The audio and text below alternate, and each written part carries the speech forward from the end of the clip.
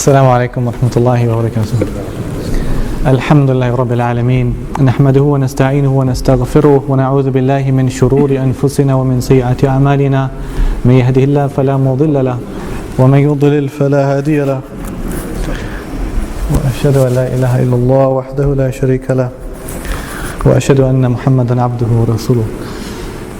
It is a great honor and privilege to be here with all of you, great esteemed, noble people, and be in this wonderful masjid. This is in fact my first time in this beautiful masjid, and may Allah reward all of you, and may Allah bless the Imam, our great Imam, and the organizers of this proceeding. There was an occasion during the Khilafah of Umar ibn al-Khattab radiyallahu ta'ala an. Once he was walking with his servant Aslam, and he was on a night patrol. And it's quite remarkable, of course, if you think about a night patrol. Here you had the leader of all the Muslims, and he was walking the streets in the night. And the objective behind that was to search out people and to see if everything was in order, if there was anybody who was in need, if there was anybody who was in a situation of desperation. And he would walk the streets in the night searching for people, if anybody was in need. And on one particular night, walking with his servant Aslam, he went past a house, and he overheard a conversation brewing from inside the house. And you had a woman, a mother, who was saying to her daughter, Ya ibnata, my daughter, قومي إلى اللبن فامذقيه بالماء. Get up and go to the milk in the house and mix the milk with water, or mix water in the milk. And the daughter, she delayed, she hesitated, and she said to the mother, Ya Umma, my dear mother, that is something that is forbidden for us to do, because Umar has forbidden that during his rule, because it is a form of cheating. It is a way of showing that you have something and you're making it look greater than it actually is, and it's not. And so she said she wouldn't do this. And again the mother said, go and mix the milk with the water, فَإِنَّكِ بِمَوْضِعٍ لَا يَرَاكِ Umar. Because now you're in a place, in a time, Umar can't see you. Umar can't see what's happening in the house. And the daughter said to the mother, Ya Umma, my mother, فَإِن لَمْ يَرَانَ إِن لَمْ يَرَانَ عُمَرْ فَإِنَّ رَبَّ عُمَرْ يَرَانَ إِن لَمْ يَرَانَ عُمَرْ فَإِنَّ رَبَّ عُمَرْ يَرَانَ. My dear mother, if it's true that if Umar can't see us, then no, of course the Lord of Umar can see us. The Lord of Umar can see us. It's true that Umar can't see us, but the Lord of Umar can see us. And Umar was so moved by this, what he heard. He said to his servant, Aslam, I want you to come back here tomorrow or the next day and ask if this young lady is married, because she would be a wonderful wife for one of my children. And so he came back the next day, and then he asked, and she was unmarried. And so he lined up all his children, and he said, which one of you needs to marry? And one of his sons, Asim, was unmarried and he wanted to marry, and then he married these two people up. They grew up, and they had a daughter who then also grew up, who became married, and then she had a son with a husband, and his son was called Umar bin Abdulaziz rahmatullah alayh. هل جزاء الإحسان إلا الإحسان هل جزاء الإحسان إلا الإحسان هل جزاء الإحسان إلا الإحسان. Allah in the Quran says, is there any reward for good except good? Is there any reward for good except good? That Allah rewards for the things that we do now. It may be that you won't see the fullness of your reward, even in dunya terms, in your own life, but maybe people would reap the fruits much later on, after you have died. And so there's one particular incident, look at how it transformed, that we have the birth of a young man called Umar bin Abdulaziz rahmatullah alayh, a man who is by all standards called not only the fifth rightly guided Khalif after Abu Bakr, Umar, Uthman and Ali radiallahu anhum. He was so particular. There were people in his own life who believed he was the Mahdi. Sufyan al-Thawri says that there were people in his own time who believed truly that he was the Mahdi. Because they said that now during his khilafah, the wolves are not attacking our sheep. The wolves don't attack the sheep anymore. So they truly believed he was someone exceptional. And it's true, he was exceptional. But everything like that grows, of course, is like a seed that is planting. In the Quran we learn about the most beautiful example of Maryam alayhi salam. And in the Quran Allah says, فَتَقَبَّلَ رَبُّ بِقُبُولٍ حَسَنٍ وَانْبَتَ نَبَاتًا حَسَنًا. Allah said that Allah accepted that vow that was made by her mother Hannah, when she said, I want to dedicate what's in my womb for your service. And then Allah accepted that vow from her. وَانْبَتَ نَبَاتًا حَسَنًا. And Allah says she grew up like a plant. Like a plant. She grows up like a plant. But every plant, of course, needs cultivation, needs to be watered, needs to be tended to, looked after. And then, of course, you had the amazing things would happen thereafter. كلما دخل عليه زكريا المحراب وجد عندها رزقا. Every time that Zakaria, her guardian, would come and see in the mihrab, in Al-Aqsa, he would find fruits. And the Mufassirin, they say, if it was the winter, then they would find the fruits of the summer. If it was the summer, he would see the fruits of the winter. And says, where is this from? And she said, it's from Allah. And then, of course, you had Zakaria alayhi salam himself. It says, هُنَالِكَ دَعَا زَكْرِيَا رَبَّهُ. There it was that Zakaria. So you find all of these overlappings of one another, and it was all stemming from one amazing vow that was made by the mother of Maryam alayhi salam. And then Maryam alayhi salam grew up, and she was in an amazing environment in Masjid al-Aqsa. And she grew up in this environment of Islam, of deen, of ilm, of knowledge, and so on and so forth. And Umar bin Abdulaziz was growing up in a time when Islam was, the Muslim empire was strong, and you had madaris, and you had schools of learning, and you had ulama, and you had scholars, and you had institutions. And you'd grow up like this. From a very young age, Umar bin Abdulaziz, he began to memorize Quran. And it was the hope and the wish of his father, like all of you great fathers, you wish the same for your children. It was a wish that his son would memorize Quran. What an honor. If Allah gives a father that honor, that his child has memorized Quran, it is a great honor. And it happened, of course, with him that he memorized the Quran. And then the second thing that happened in his life after he memorized Quran is that the father sent the young boy Umar bin Abdulaziz to one of the great scholars, Salih ibn Kisan rahmatullah alayh, and he sent him not for the purpose of learning knowledge, not for the purpose of learning fiqh or usul or hadith or Quran, no. He sent him to this great man for the purpose of learning adab. For the purpose of learning adab.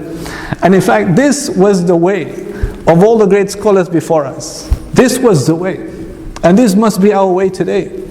Because Imam Malik, his mother would say to him, Ya bunay, idhab ila Rabi'a fata'allam min adabihi qabla ilmihi. She would say, oh my young son, Imam Malik, the Imam of Medina, she would say to him when he was a young boy, oh my son, go to Rabi'a, one of Imam Malik's teachers, and he said, go and learn from his adab, his manners, before you learn from his knowledge. Imam Malik would tell the children of the town of Medina, فَتَعَلَّمَ الْأَدَبْ قَبْلَ تَتَعَلَّمَ الْعِلْمِ. Go and learn manners before you learn knowledge. The fathers would say to their children, إِيتِ الْفُقَهَاء وَالْعُلَمَاء فَتَعَلَّمْ مِنْ أَدَبِهِمْ قَبْلَ عِلْمِهِمْ فَإِنَّ ذَاكَ حَبَّ إِلَيْ لَكَ مِنْ كَثِيرٍ مِنَ الْحَدِيثِ. Go to the fuqaha and the scholars and learn from their manners before you learn from their knowledge, because that is more beloved to me than that you come home with much hadith. What if you come home with much hadith and your speech is corrupt and your behavior is bad and your manners are cruel and everything about you is just rotten? You don't get on with anybody. You're cruel to your parents, you're bad to your neighbors, you're bad to your children. That you have no understanding, appreciation of justice and rahmah and mercy and wisdom and these things. What if all these things are lacking, but you have this big memory bank of learning so many hadith? Then where truly is the benefit? And so they realize that no, for a person to learn how to walk on earth, look at the amazing balance, equilibrium you find in the advice that Luqman gave his son. Ya bunay, la tushrik billah, inna shirka la ghulmun azim. Oh my son, don't make any shirk with Allah, because that is the greatest transgression. Ya bunay, aqim as-salah, establish salah, wa'mur bil ma'roof, command to the good, forbid the evil. But he also said, so you have these, this is in the sphere of religious worship, acts of devotion to Allah, that is the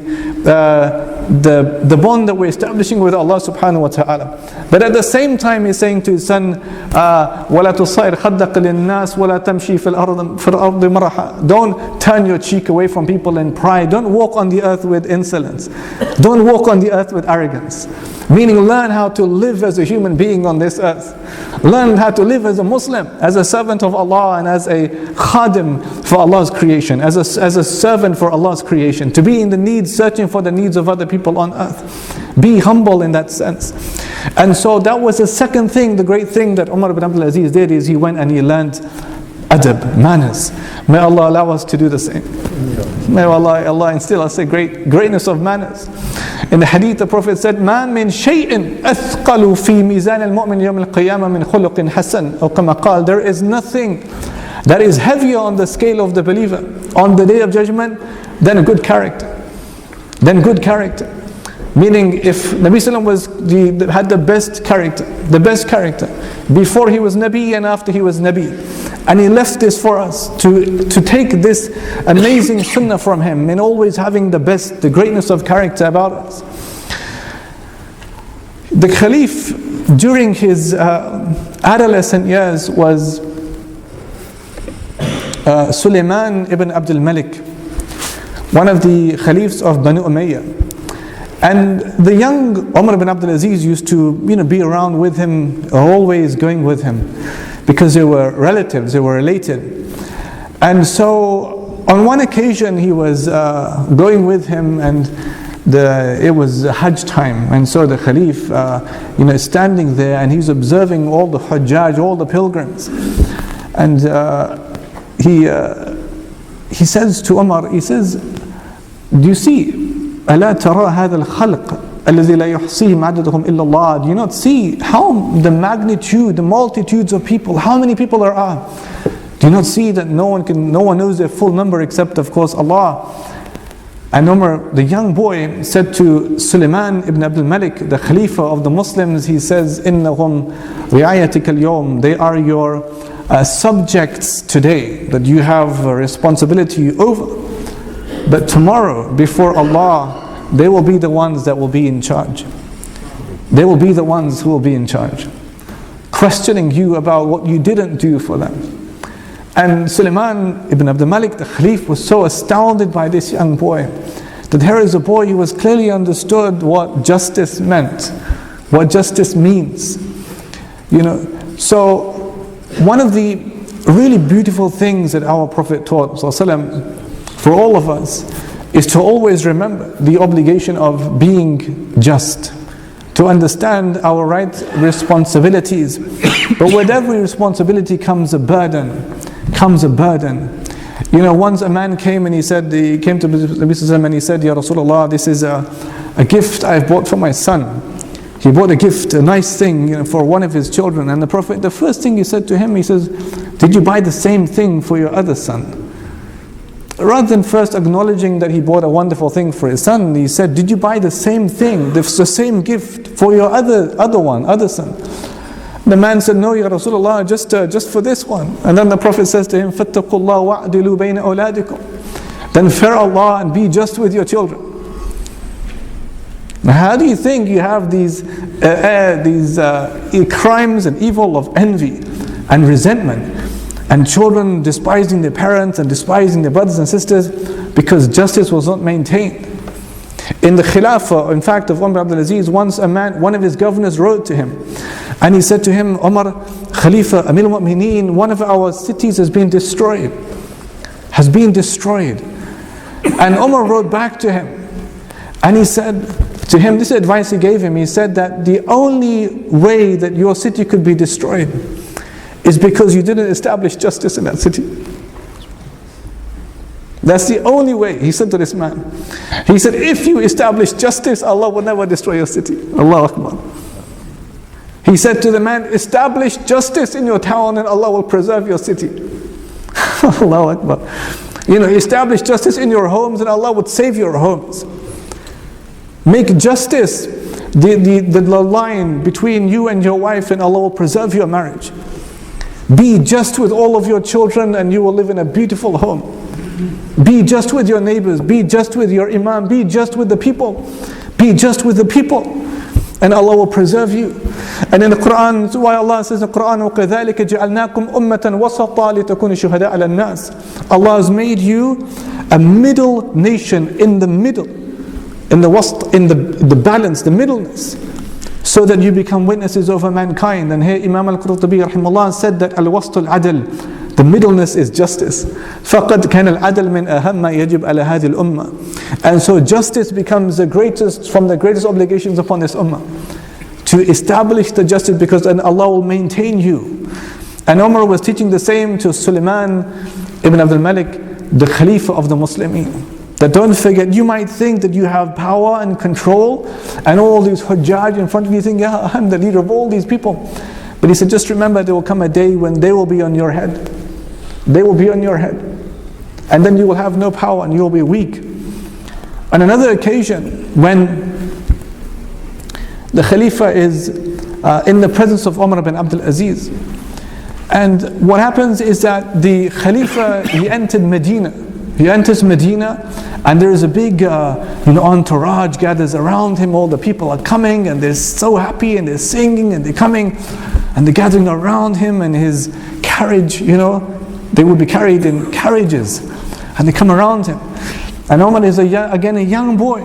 This is an example of what he's learned from his younger age, what he's learned, what has been his discipline, what has been his learning, who has he aspired to be like, who has been his role models, what books has he been reading. This is all indication. And so the Khalif, because he was with the Khalif, and the Khalif began to give gifts and money, gifts all to all these great people coming around him, giving gifts. And then the Khalif says to Umar, he says, Umar, أَلَا تَرَى مَا فَعَلْنَا? Do you not see what we've just done? He said, كيف رأيت ما فعلنا? What do you think? What's your opinion about what I've just done? This great act of charity, and I'm giving all this money to all these people. And look how happy they are. Now they're so happy. And Umar bin Abdulaziz says to this man, says to the Khalifa as a young boy, he says to him, he says, رأيتك زدت أهل الغنى غنى وتركت أهل الفقر بفقرهم. He says, I see that you've increased the wealthy in their wealth, and you've left the poor in their poverty. Well, you've increased the wealthy ones who are already wealthy, you've made them more wealthy, and the ones who are poor, who didn't come around you today, you've left them in their poverty. And what an amazing, this boy, he must have really understood things. Allah in the Quran says, وَلَقَدْ أَرْسَلْنَا رُسُلًا بِالْبَيِّنَاتِ وَأَنزَلْنَا مَعَهُمُ الْكِتَابَ وَالْمِيزَانَ لِيَقُومَ النَّاسُ بِالْقِسْطِ. Allah said, we sent Rusul, messengers. وَأَنزَلْنَا مَعَهُمْ الْكِتَابَ وَالْمِيزَانَ. And we sent with them the book and the scale. لِيَقُومَ النَّاسُ بِالْقِسْطِ. So that people establish justice. Allah sent messengers and books and scale so that people establish justice, so that mankind will establish uprightness, equity, justice. And Umar is saying the same to the Khalif of his time, that there has to be, it can't be like the 99% and the 1%. You're making the rich go richer and the poor you're leaving in their poverty. It was later, Umar ibn Khattab, he was always young. He lived young and he died young. But when it was the time when he became the Khalifa, look at this example, Allahu Akbar. When he became the Khalifa of the Muslims, when Sulaiman ibn al-Malik, he chose him to be the Khalifa, and then Umar bin Abdulaziz became the Khalifa. The people, they came with the carriage, the carriage and a new horse, and they came to take him to his new palace, where the Khalifa is supposed to live, in his big house, in his palace. And when he saw this happening, he refused. He refused to go on the carriage. And he stood up and he addressed his people. And he said, like Abu Bakr as-Siddiq said, in fact, the first time, radiallahu anhu, when Abu Bakr was appointed, he said, وَلِّيتُ عَلَيْكُمْ وَلَسْتُ بِخَيْرِكُمْ. I am appointed over you, but I am not the best of you. And Umar bin Abdulaziz said something similar. He said, ما أنا إلا رجل من المسلمين غير أن الله جعلني أثقلكم حملا. He says, I am nobody, except a man from amongst the Muslims, except Allah has put more of a burden on me than all of you. I am nobody except a man from amongst the Muslims, except Allah has placed more burden on me, heavier burden on me than He has with the rest of the people. And then he refused. He says, أغدو كما يغدون وأروح كما يروحون. I will walk like all the people walk. I will go like they go, and I will come back like they come back. That I am just like one of them. And this was a sunnah. This was a sunnah. Because in the hadith, when the Prophet was traveling with his few companions and they were hungry, and they said, we need some food, and they said, let's slaughter a camel. And the Prophet said, that's a good idea. And so one says, I will take care of the dhabh, I will slaughter the camel. And the Prophet said, that's fine. The other man said, inni salkhuha, I will skin the animal. The Prophet said, that's fine. The third one said, alayya tabkhuha, I'm going to cook the meat of the animal.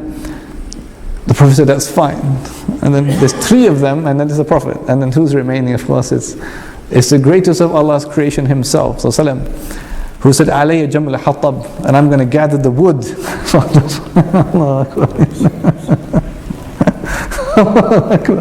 He said, I'm going to gather the wood for the fire. And they said, no, nakfik al-amal, it's enough. We'll do enough for you. We'll do it for you. And he said, I know. He said, I know you will do it for me. وَلَكِنَّ اللَّهَ يَكْرَهُ مِنْ عِبَادِي أَنْ يَرَاهُ مُتَمَيِّزًا بَيْنَ أَصْحَابِهِ. But Allah hates from His servant to make His servant exclusive amongst His people. And this is Rasulullah sallallahu alaihi wasallam. No, he has every right, sallallahu alaihi wasallam. But look at how He's teaching us as an ummah, that no, there has to be some equality between the people. And so this is a profound lesson that Umar is teaching his people, that it's not about the glory of being the leader, it is about the responsibility of having a leadership. The Prophet said, كُلُّكُمْ رَاءٍ وَمَسْئُولًا رَأْيَتِهِ. All of you are shepherds, and each one is responsible for his flock. وَالرَّجُلُ رَاءٍ فِي أَهْلِهِ وَمَسْئُولًا رَأْيَتِهِ. And the man is a shepherd, is responsible for his family, and Allah will take him to task for his responsibility. وَمَرَأَةٌ رَأْيَةٌ فِي بَيْتِ زَوْجِهَا. And the woman is a shepherdess in her husband's home, and Allah will take her to task for what she was responsible for. So everybody, whoever, if you think in your life about your spheres of responsibility, you might have children, you're responsible as a father. You might have nephews and nieces, you're responsible as an uncle or as an aunt. You might have neighbors, you're responsible. You might be the imam, you're responsible. You might be the muqtadi, you're responsible. All of us have a degree and a sphere of responsibility. And know that ahead of us, in front of us, lies a day of judgment. And Allah will take everyone to task, and may Allah make that yasiran for us, easy for us. And so he grows up in this. And so he walks back to his home. One of the first things he does in his khilafah is he brought his wife. His wife was called Fatima, rahmatullah alayha. And he said to Fatima, he said, Ya Fatima, ikhtari. Fatima, choose, make a choice. And she said, أي شيء اختاري يا Umar, what thing should I choose? What should I choose? And Umar says to her, إما أن تختاري الذهب والجواهر ومتاع الدنيا وإما أن تختاري Umar bin Abdulaziz. She said, either you choose your gold and your precious stones and the delight of this dunya, or you choose Umar bin Abdulaziz. You have to make a choice. And she said, no, ya wallah, la wallahi la akhtar alayka ahadan ya Umar. I would never choose anybody over you, O Umar. She said, هذا ذهبي وتلك ثيابي. This is my gold, that's my clothing, أين تريد ذهابها يا عمر? Where would you want to send them, O Umar? And Umar says to her, سأذهب بها إلى بيت المال المسلمين لتكون الفقراء والمساكين. I'm going to send them to the Bayt al-Mal of the Muslims, of the Muslim treasury, so that they could be used for the poor of this ummah. So that this gold and this clothing could be used for the poor of this ummah. And so his wife therefore was always a support for him in this. In his khilafah, one of the most amazing things that, like I mentioned, that people would see is just the quality of justice. That during salah time, like after salah, yunadi munadin, there would be a caller who would say after salah, أين المساكين أين المحتاجون? Where are the poor and where are those who are in need? Where are the poor and where are those who are in need? It may be, for example, that you're praying with somebody for the last 20 years, and until today we haven't even asked the chap's name. What is his name? What is his need? What is his requirement? Where is he in life? You know, sometimes I see this. In fact, it's quite sad. Like, it could be day of Eid, for example, Eid day. You know, I know from where I am, my masjid in Islam, there's some people like this. You know, that Eid day comes, and then on Eid day, you know, you all know who to greet and hug, because you know where they're sitting. You know, I'm gonna see him first and see. You know, and you know your family and your friends and where everybody is. And then you see some people who just leave immediately because you know that they don't have a family and they don't have children or they don't have any friends.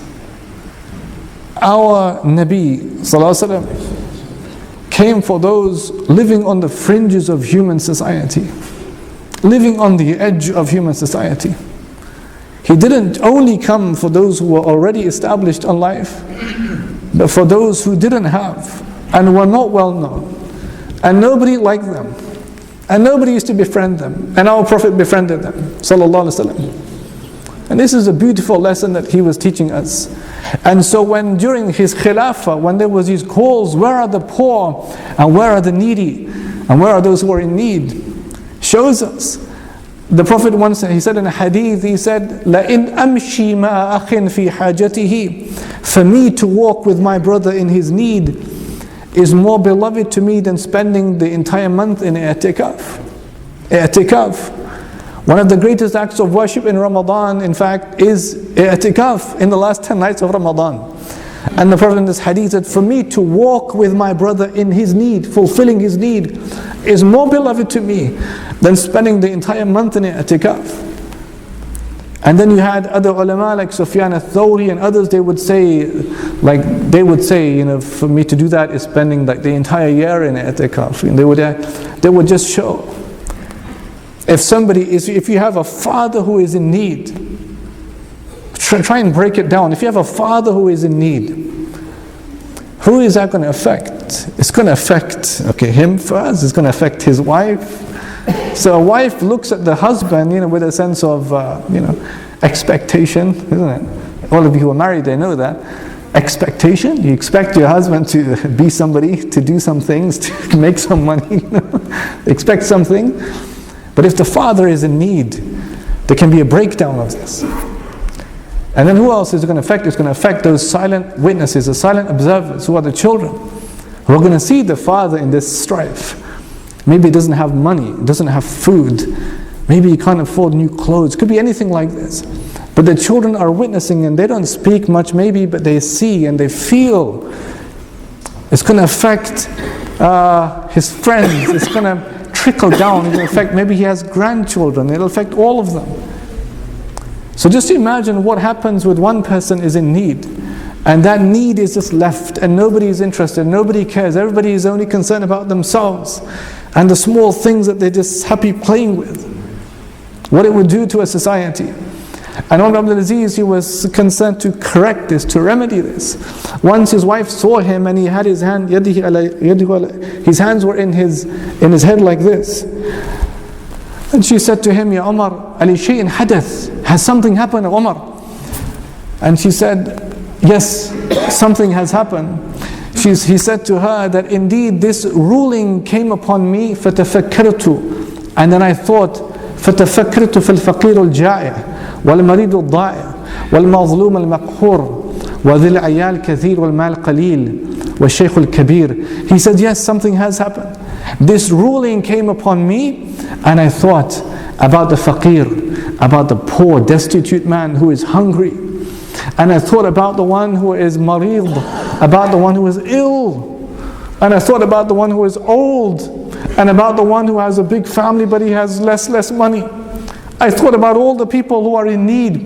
And then I said to myself, فَعَلِمْتُ أَنَّ رَبِّي سَيَسْأَلُنِي عَنْهُمْ. And I realized my Lord would ask me about each of these people. Think then about our sphere of responsibility. Look at your neighbors. Look at your family.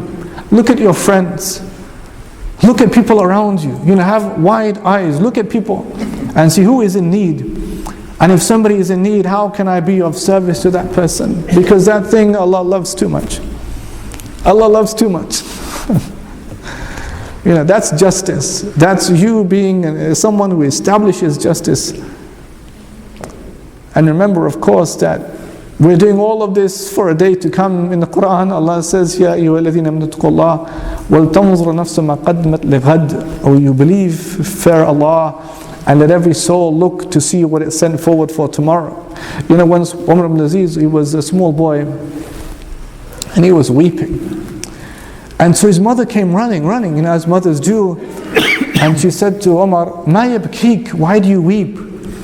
And Umar says, ذَكَرْتُ الْمَوْتِ, I remember death. He was a young boy. He isn't crying for lost toys or broken toys. He said, I'm crying because I remember death. And then his mother began to weep with his crying, with his weeping, to remember death. And during his khilafah, every night he would gather the salihin, the pious ones, together, and they would spend the night remembering death. And when Abu Dharr came and he says, Ya Rasulullah, Ayyul mu'minina akyas, who are the wisest people who have the most sense? And the Prophet says, أكثرهم للموت ذكرا وأشدهم استعدادا له. The wisest people are those who remember death the most, and they prepare for death the most. So he maintained, therefore, to show people that it might be, and during his khilafah, many great things were established. The fixing of roads, the building of canals, agriculture, architecture, institutions, all of these were being established in his time. But he wanted to show people, this is not what you're living for, not what you're working for. You're working for Allah subhanahu wa ta'ala. And all of us one day are going to stand before Him subhanahu wa ta'ala. And it was a reminder for himself and for his people. Also, once his governors came to him during his khilafah, and they said to him, Ya Umar, they said, Ma darra. They said, there is no harm, if we gathered your money for your monthly allowance, your money that you need for your job as a khalifa, no problem for us if we pay you in advance. We give you advance payment for the month's work. Maybe if you thought this happened to you, imagine if your employer came to you and said, I'm going to pay you in advance. You might think, wow, that's a great thing, to be paid in advance. I'll have more money.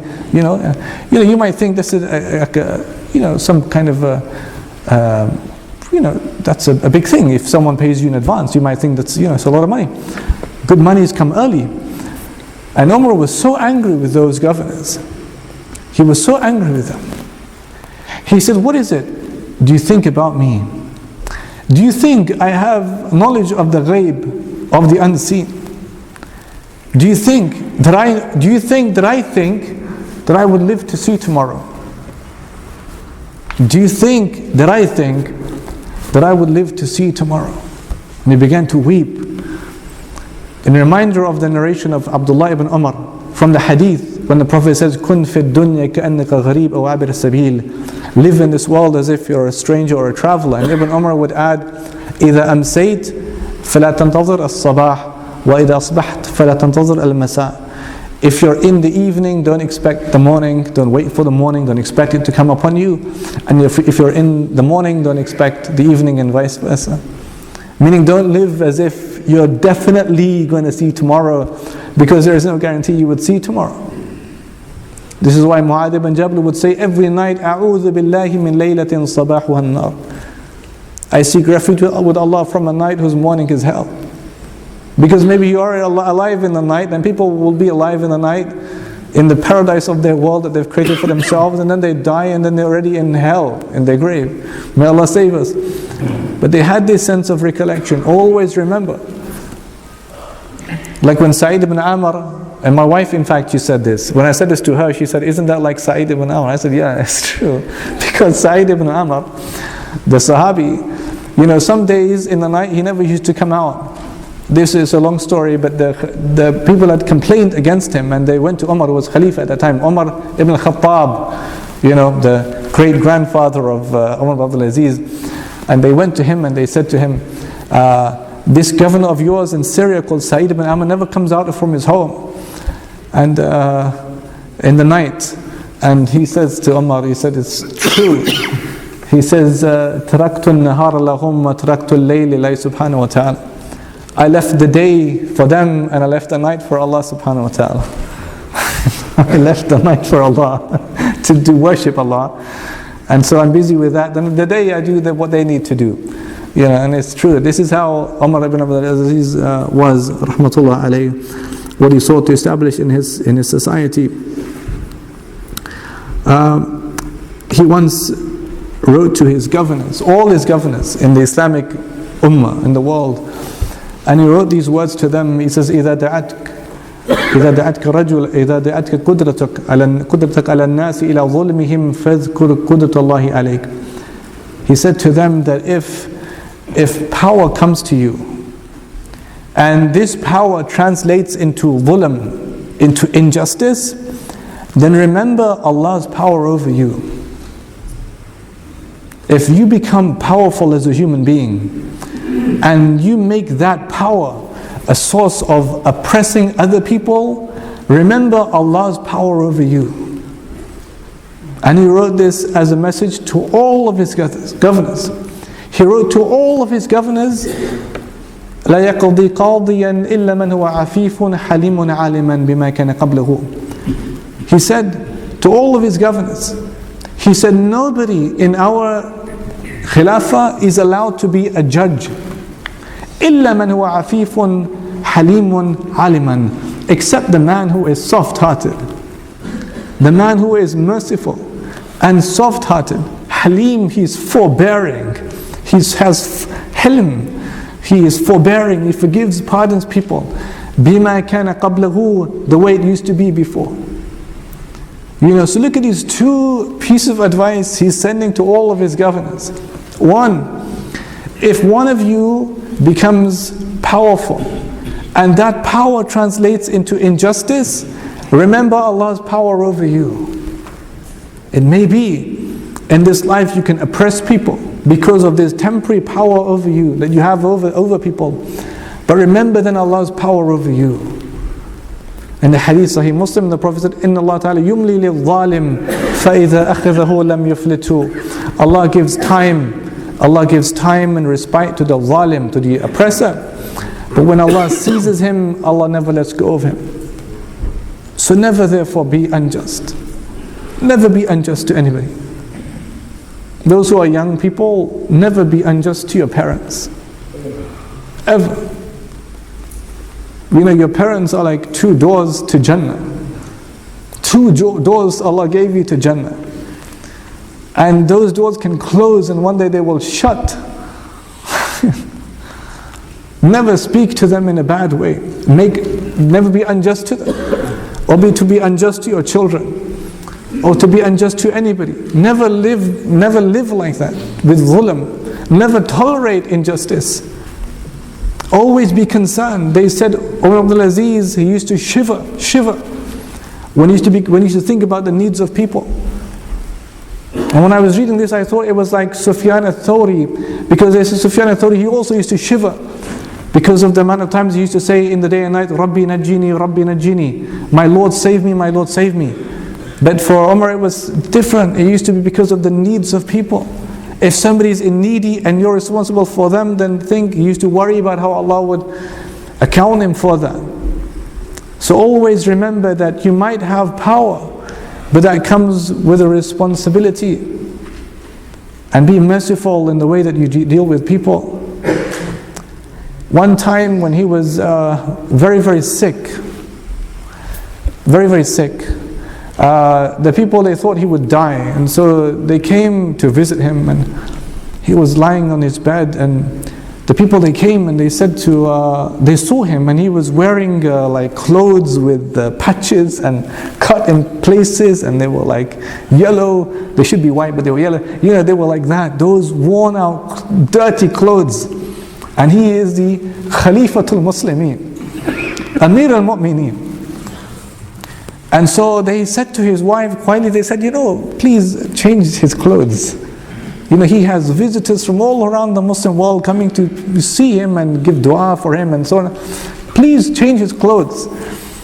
And she said, okay, I'll do it. And then they went, and then they came back later in the afternoon, and they saw him, he was in the same clothes. And they said to the wife, why didn't he change his clothes? Come on, at least he should look semi-presentable, wearing something half decent. And she said, okay, I'll do it.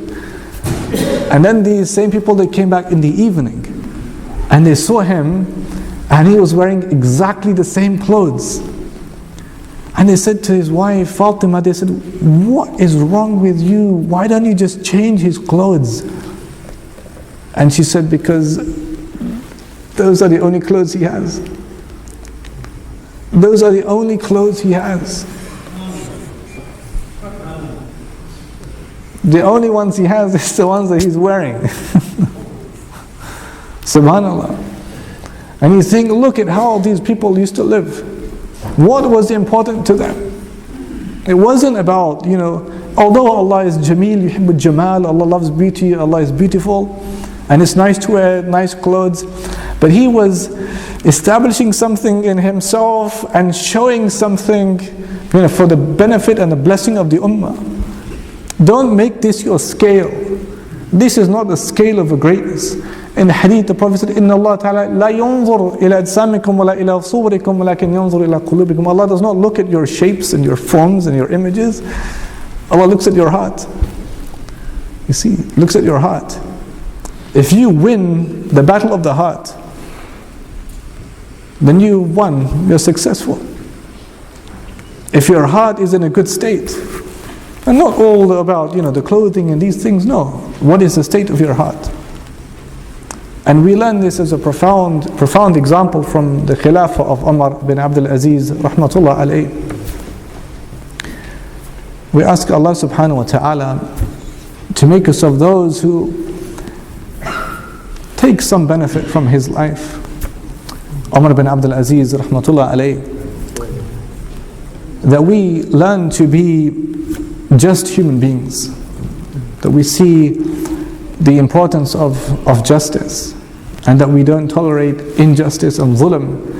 The Prophet said in the hadith, إِيَّاكَ وَالظُّلَمْ فَإِنَّ الظُّلَمْ ظُلُمَاتٌ يَوْمَ الْقِيَامَةِ. Beware of injustice, because injustice is darknesses on the day of judgment. May Allah save us from that. Amen. May Allah fulfill the needs of people. Amen. May we be of those who do what we can to fulfill the needs of others. Amen. And may Allah bless with His mercy, abundant mercy, all of us with Firdaus al-A'la, and unite us inshallah with Umar bin Abdulaziz, rahmatullah alayhi. Jazakumullahu khairan wa assalamu alaikum.